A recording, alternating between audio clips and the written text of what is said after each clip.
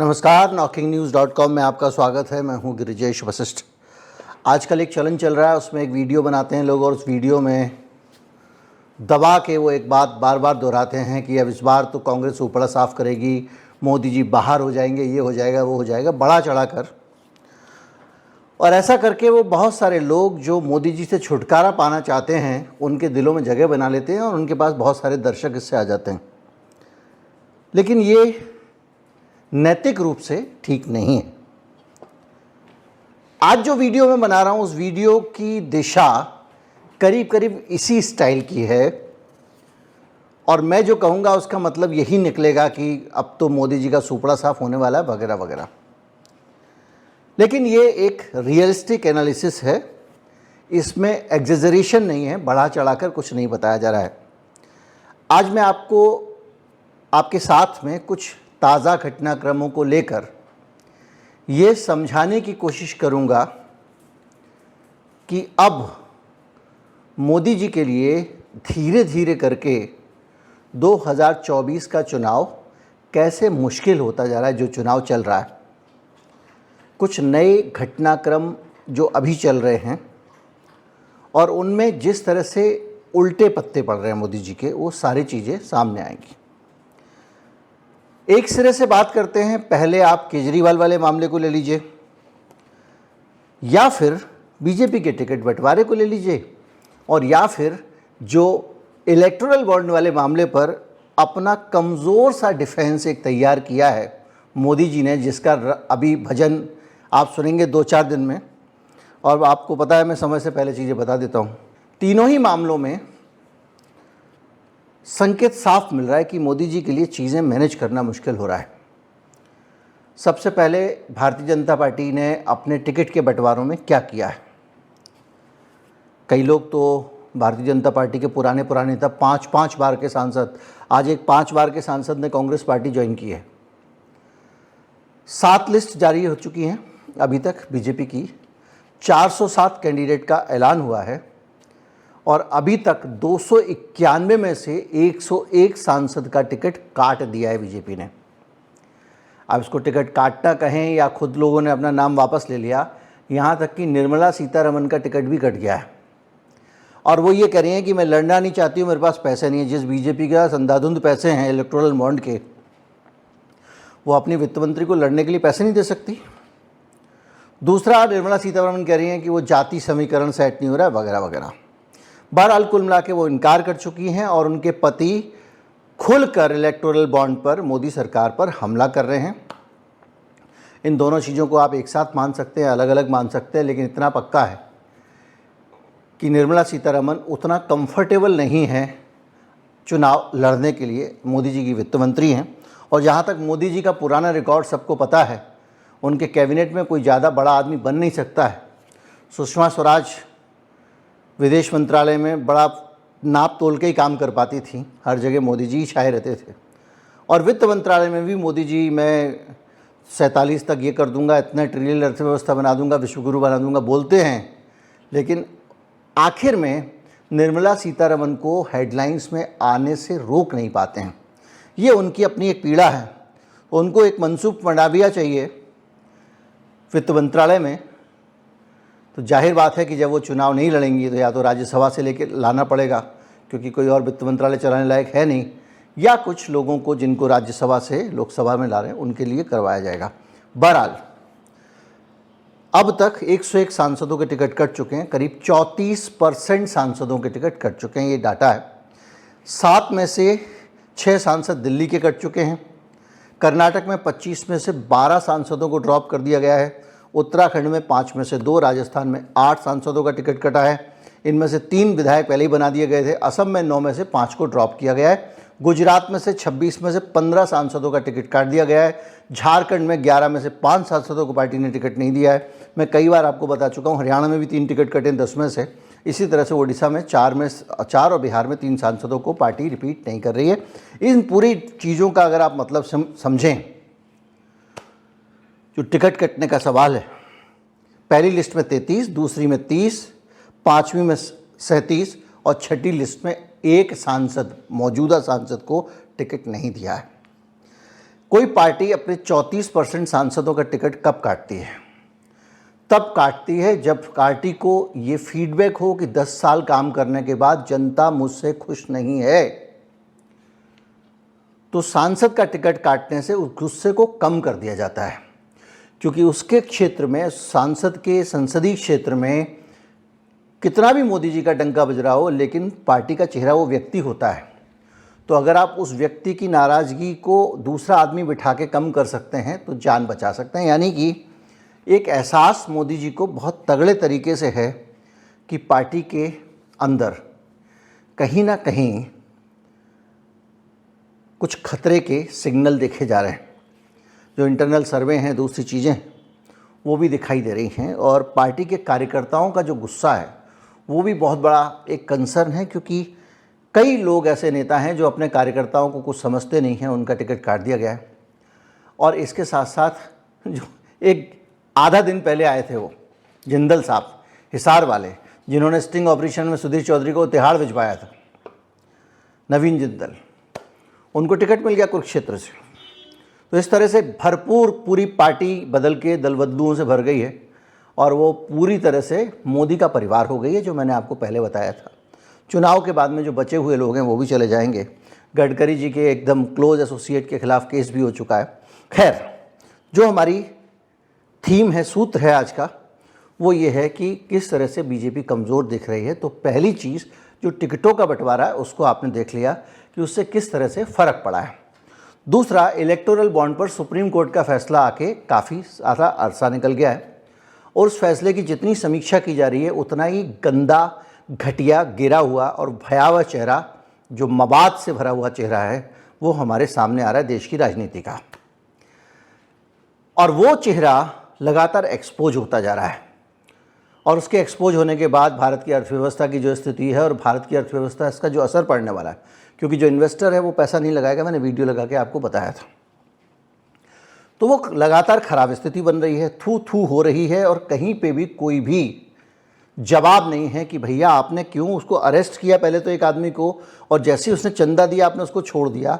ऐसे कई सारे केसेस, लोगों के जीवन से खेलने वाले, घटिया दवा बनाने वाली दवा कंपनियों के दवाओं के सैंपल पास कर दिए गए, पार्टी ने चंदा ले लिया।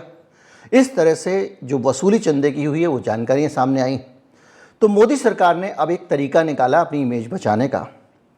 करीब 600 वकीलों से चिट्ठियाँ लिखवाई गई हैं। अगर आप वकीलों के नाम पढ़ेंगे तो आप समझ जाएंगे इससे ज़्यादा तो बीजेपी के कार्यकर्ता उसके पास हैं। वकील साहब जो लाखों रुपए लेते हैं, एसबीआई का केस लड़े थे, उनकी अगुवाई में चिट्ठी लिखी गई है। एक बीजेपी की नेता हैं पिंकी आनंद, उनका नाम है। ऐसे बहुत सारे लोगों के नाम हैं जो कहीं ना कहीं किसी ना किसी तरह से भारतीय जनता पार्टी से जुड़े हुए हैं, और इन वकीलों ने एक चिट्ठी लिखी है। और सुप्रीम कोर्ट को जो चिट्ठी लिखी है उसमें लिखा है कि साहब सुप्रीम कोर्ट पे दबाव बनाया जा रहा है, सुप्रीम कोर्ट की आलोचना की जाती है, सुप्रीम कोर्ट की निंदा की जाती है, ये बर्दाश्त नहीं किया जाना चाहिए। हम चाहते हैं सुप्रीम कोर्ट के बारे में कोई कुछ ना कहे।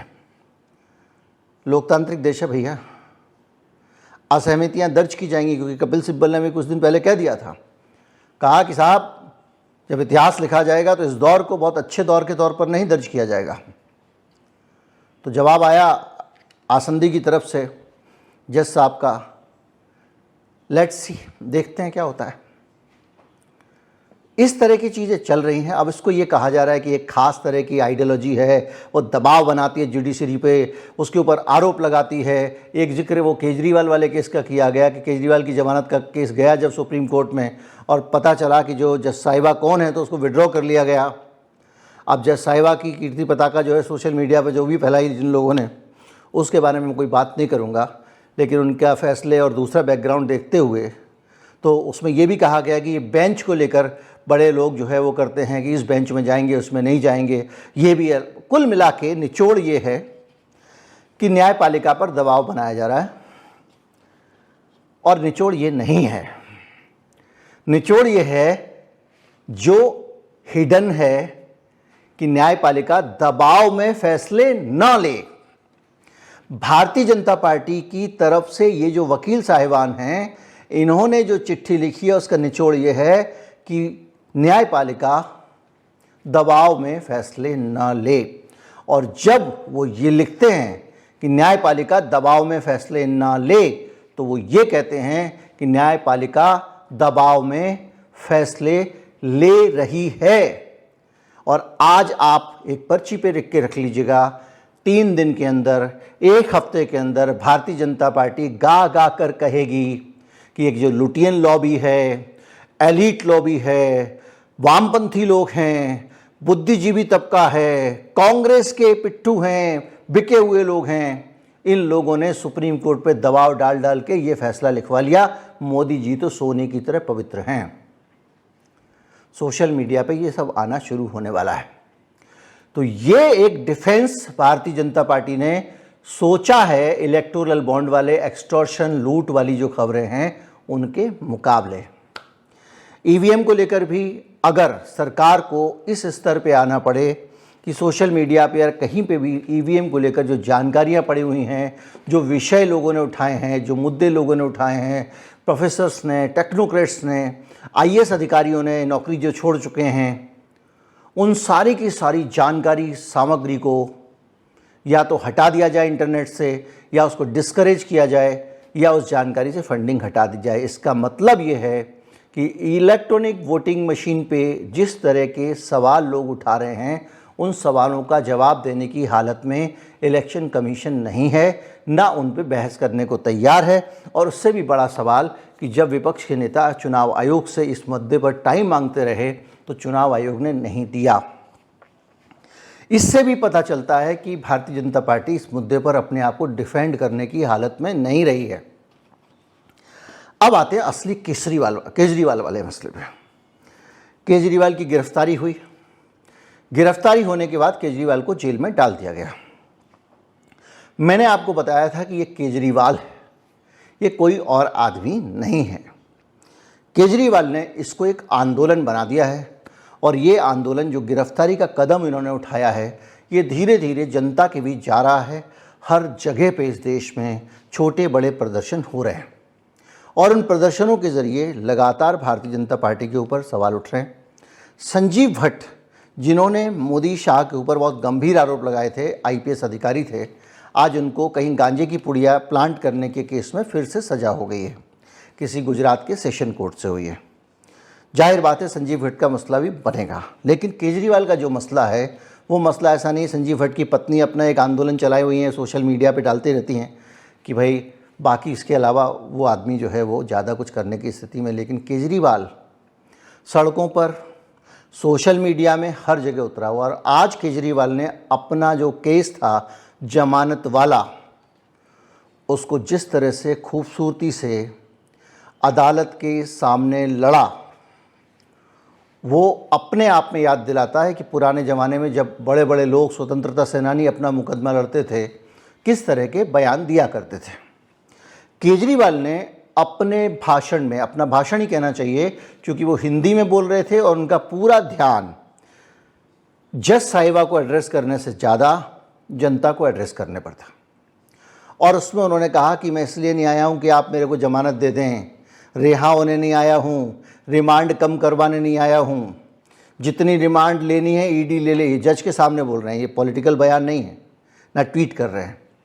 जितनी रिमांड लेनी है ईडी ले ले, लेकिन ये बताइए कि मुझे गिरफ्तार क्यों किया, मुझे गिरफ्तार करने का क्या लॉजिक बनता था। और ये पूछा ही नहीं, केजरीवाल ने बहुत सिलसिलेवार तरीके से अपना पूरा पक्ष जज के सामने रखा कि मेरे खिलाफ गिनती के 4 बयान आए हैं, और ये चारों बयान ईडी ने दबाव डालकर दिलवाए हैं। मिश्रा साहब, याद कीजिए, मिश्रा जी ईडी के जो चीफ थे, यही बीजेपी की सरकार थी, लगातार एक्सटेंशन पे एक्सटेंशन उनको दिए जा रही थी और सुप्रीम कोर्ट को रोकना पड़ा था। ये जितने इलेक्टोरल बॉन्ड के तथाकथित एक्सटॉर्शन के केसेस हैं, ये भी उन्हीं के दौर के हैं, और केजरीवाल का ये मामला भी उसी के दौर का है, उसी दौरान का है। तो उन्होंने पूरी तरह से इस मामले को अच्छे से एक्सपोज किया है। एक जो वीडियो कॉन्फ्रेंसिंग जिस पर सुनवाई होती है, उसकी रिकॉर्डिंग कहीं से, मुझे नहीं पता कि अदालत की इस तरह से रिकॉर्डिंग को पब्लिक किया जा सकता है, नहीं किया जा सकता, क्योंकि जहाँ पर लाइव स्ट्रीमिंग हो रही है, कोर्ट खुद करा रहा है, वहाँ की बात अलग है। लेकिन अगर एक आदमी जेल से अगर उसकी सुनवाई हो रही है, वकील लोग सब बैठे टेली कॉन्फ्रेंसिंग पे, उसको सुना जाना चाहिए, नहीं सुना जाना चाहिए, उसको आना चाहिए, नहीं आना चाहिए, पता नहीं। बहरहाल केजरीवाल का बहुत भाषण तार्किक था। आमतौर पे हम भी सोचते हैं कि भाई अगर 600 करोड़ रुपए, 800 करोड़ रुपए कोई आदमी शरत अपने बचने के लिए बीजेपी को चंदा दे सकता है, तेलंगाना की पार्टी को दे सकता है, तो केजरीवाल को भी उसने ठेका लेने के लिए वैसे खिला दिए होंगे। लेकिन ये बात साबित नहीं हो पा रही है। तो आप एक बार वो पूरी वीडियो कॉन्फ्रेंस सुन लीजिए जो अरविंद केजरीवाल ने बोली है, उसके बाद हम बातचीत आगे बढ़ाते हैं। केस 2 साल पहले से 1.5 से पौने 2 साल से चल रहा है। 17 अगस्त को 2022 को सीबीआई की पहली केस फाइल हुआ था और 22 अगस्त 2022 को पीसीआर फाइल हुई थी। मुझे गिरफ्तार किया गया है। ना तो किसी कोर्ट ने मुझे दोषी करार दिया है, ना मेरे ऊपर कोई मुकदमा चला है, ना मेरे ऊपर कोई आरोप तय हुए हैं, ना मेरे ऊपर कोई आरोप तय हुए हैं। अभी तक इस केस में सीबीआई 31,000 पेज फाइल कर चुकी है कोर्ट में और 294 विटनेसेस को एग्जामिन कर चुकी है। ईडी लगभग 162 विटनेसेस को एग्जामिन कर चुकी है और 25,000 पेजेस फाइल कर चुकी है। इन सारे विटनेसेस और सारे कागजों को मिला के मुझे क्यों गिरफ्तार किया गया है? मेरा नाम सीधे सीधे 4 स्टेटमेंट्स में आता है, वो मैं आपके सामने रखने की ज्यादा चाह रहा हूं। तो मेरा चार्ज क्या आता है? पहला, सी अरविंद मनीष सिसोदिया जी के सेक्रेटरी थे। उन्होंने ये कहा है, स्टेटमेंट दिया है कि एक दिन मेरे घर में मेरी मौजूदगी में मनीष सिसोदिया जी ने उनको कुछ एक्साइज के डॉक्यूमेंट्स हैंड ओवर किए। That's it madam. उन्होंने ये नहीं कहा कि मेरी मौजूदगी में कोई पैसे दिए, कोई ऐसा कोई आरोप नहीं है। मेरी मौजूदगी में सी अरविंद को मनीष सिसोदिया जी ने एक्साइज के कुछ डॉक्यूमेंट्स। मैडम मेरे घर पे ढेरों एमएलए आते हैं, ढेरों मंत्री आते हैं, ढेरों डिग्निटरीज आते हैं, अपने अपने सेक्रेटरी लेते हैं, वो आपस में खुसर भी करते रहते हैं, आपस में डॉक्यूमेंट्स के एक्सचेंज। मुझे क्या पता कि कौन किसको क्या दे। Is this a sufficient reason to arrest the sitting chief minister? क्या ये स्टेटमेंट एक सिटिंग चीफ मिनिस्टर को अरेस्ट करने के लिए पर्याप्त है? नंबर 1। नंबर दूसरा स्टेटमेंट, एमएसआर मगुंटा श्रीनिवास रेड्डी, ये मेंबर ऑफ पार्लियामेंट थे, जगन रेड्डी की पार्टी से। एमएसआर एक दिन 16 मार्च 2021 को 4:30 बजे मेरे दफ्तर आते हैं। उससे 10 दिन पहले उन्होंने मेरे ऑफिस में चिट्ठी ईमेल भेजी कि मैं एमपी हूँ, मुख्यमंत्री से मेरे ऑफिस वालों ने उसको 10 दिन बाद का टाइम दे दिया। वो मेरे पास मिलने के लिए आते हैं 4:30 बजे। मैं किसी वजह से जल्दी में था, आके वो मुझे कहते हैं कि मुझे दिल्ली में अपना फैमिली चैरिटेबल ट्रस्ट खोलना है, उसके लिए जमीन चाहिए। मैंने उनको कहा कि जमीन हमारे अंडर में नहीं आती, एलजी साहब के अंडर में आती है, आप मुझे चिट्ठी दे दीजिए, मैं एलजी साहब को फॉरवर्ड कर दूंगा एंड दैट्स इट। सो ये हुआ। 16 सितंबर 2022 को उनके घर पे रेड होती है। उनसे पूछा जाता है कि क्या आप केजरीवाल जी से मिले? वो कहते हैं कि हाँ मैं मिला और मैं केजरीवाल जी से अपने फैमिली ट्रस्ट की जमीन मांगने गया था। ये 16 सितंबर 2022 को सेक्शन 17 का स्टेटमेंट है। ED is not happy with this statement. 5 महीने के बाद उनके बेटे को 10 फरवरी को गिरफ्तार कर लिया जाता है। उसके बावजूद भी वो अपने स्टेटमेंट पे कायम रहते हैं। उनका दोबारा गिरफ्तारी के बाद स्टेटमेंट लिया गया था, वो कायम रहते हैं। 5 महीने जब उनका बेटा गिरफ्तार रहता है तो बात टूट जाता है। 16 जुलाई को बदल लेते हैं। उसके बाद वो 16 जुलाई को वो अपना स्टेटमेंट बदल लेते हैं। 18 जुलाई को उनका बेटा छूट जाता है। उसके बाद उनका कोई स्टेटमेंट नहीं होता। That's it. स्टेटमेंट पे स्टेटमेंट हो रहे थे जब तक वो अपना स्टेटमेंट मेरे खिलाफ नहीं दे रहे थे। जैसे उन्होंने मेरे खिलाफ स्टेटमेंट दिया, बेटा भी छूट गया, स्टेटमेंट होने भी बंद हो गए और 3 अक्टूबर को उनका माफीनामा भी हो गया। Mission accomplished. इसका मतलब ईडी का मिशन केवल और केवल मुझे फंसाना था। 3 सेक्शन 50 के स्टेटमेंट है मैम।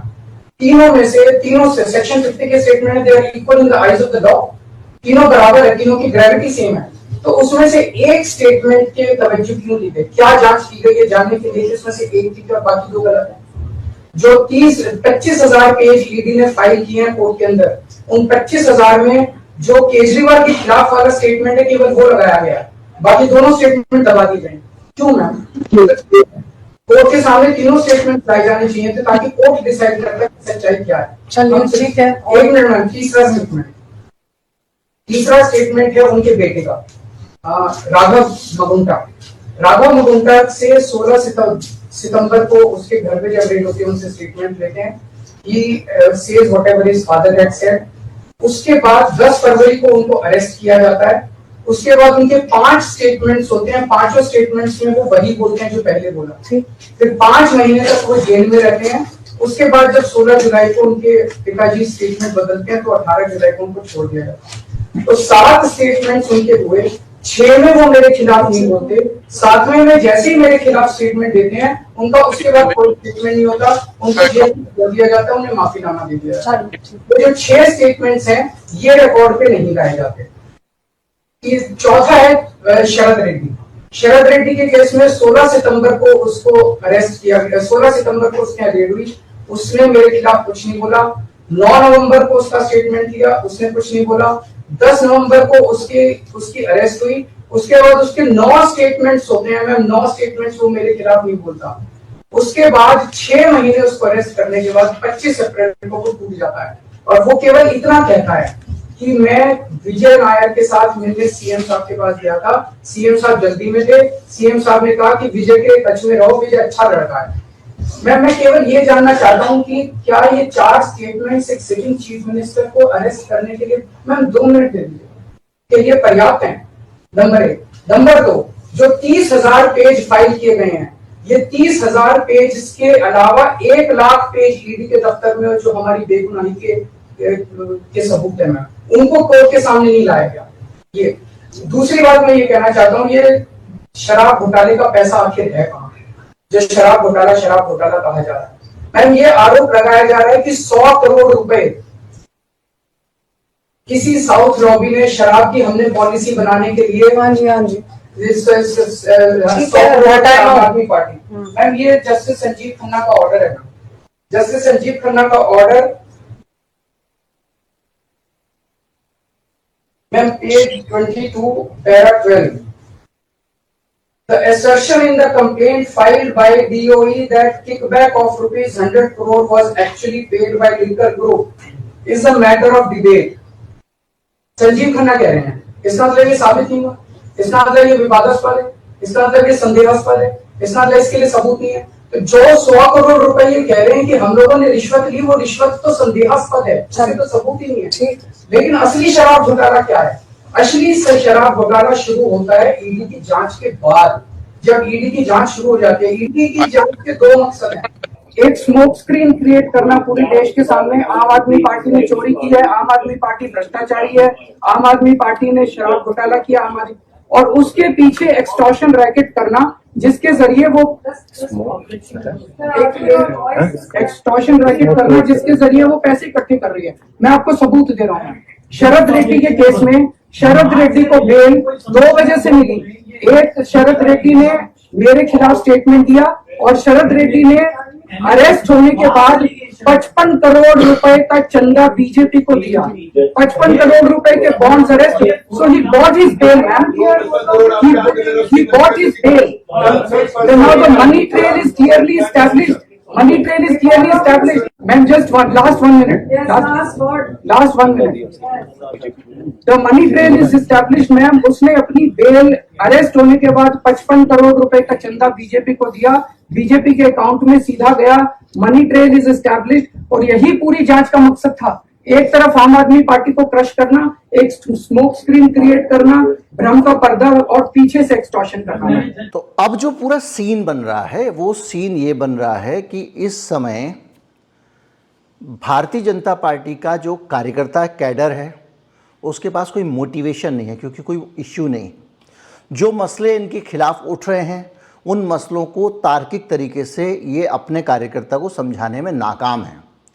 कोई ऐसा तर्क नहीं आ रहा है जिसके ज़रिए आदमी कहे कि हाँ भाई मोदी जी ने ठीक किया। और ख़ास तौर पे इलेक्टोरल बॉन्ड पे तो जवाब तक नहीं सूझ रहा है। बेचारे लोग व्यक्तिगत जीवन में जो कड़े समर्थक हैं वो भी बचाव नहीं कर पा रहे हैं। एक समस्या ये। दूसरी समस्या ये कि अलग अलग जगहों पर जो कुरुक्षेत्र का कार्यकर्ता पूरी ज़िंदगी जिंदल साहब के खिलाफ खड़ा रहता था और जिंदल के खिलाफ मुकदमे हुए थे, याद कीजिए, जिंदल साहब सब जेल कचहरी ईडी सब हो चुका है उनका, तो आज उस जिंदल के लिए प्रचार करेंगे, उसके सामने काम करेंगे, उसका प्रचार करेंगे, उसके लिए नारे लगाएंगे। ये भारतीय जनता पार्टी के कार्यकर्ता के लिए आसान काम नहीं है और देश भर में यही हो रहा है। जिस कार्यकर्ता ने ज्योतिरादित्य सिंधिया को धूल चटा के गुना से फेंक दिया था पैक करके, आज उसी बीजेपी के कार्यकर्ता को जिसने कांग्रेस की छुट्टी कर दी थी, अब ज्योतिरादित्य सिंधिया को दोबारा से महाराज साफ करना पड़ रहा है, महाराज बोलना पड़ रहा है, फर्शी सलाम करना पड़ रहा है, महाराज के लिए वोट मांगने पड़ रहे हैं। कितना उत्साह होगा और वो क्यों करना चाहेगा? तो ये जो इतने सारे टिकट कटे हैं और जो नए नए लोग आ रहे हैं, ये सब जगह इसका असर पड़ने वाला है। और इसके साथ साथ सबसे बड़ी चीज़, ये जो नई नई चीज़ें निकल के आ रही हैं, इसके बीच में मोदी जी के नाम से ही नैया पार हो जाएगी। वो वाला सीन इस बार नहीं, 19 में हो सकता था। फिलहाल कोई ऐसी चीज़ नहीं दिख रही है जिसके कारण लोग मोदी जी के पीछे हो जाएं, और अगर कोई नई चीज़ खड़ी भी की जाती है उसको भी शेप लेने में टाइम लगेगा। इसलिए अब इस बार का इलेक्शन मोदी जी के लिए मुश्किल होता जा रहा है। ये सारे तर्क हैं जिनके आधार पर ये बात मैं आपको कह रहा हूँ। मेरा अनुमान था 250 से कम सीटें आएंगी, मेरा अनुमान अब भी वही है, लेकिन और वही इसलिए है क्योंकि देश में एक बड़ा वर्ग ऐसा है जो कुछ भी हो जाए वो बीजेपी के साथ खड़ा हुआ, उसका कमिटेड वोटर है।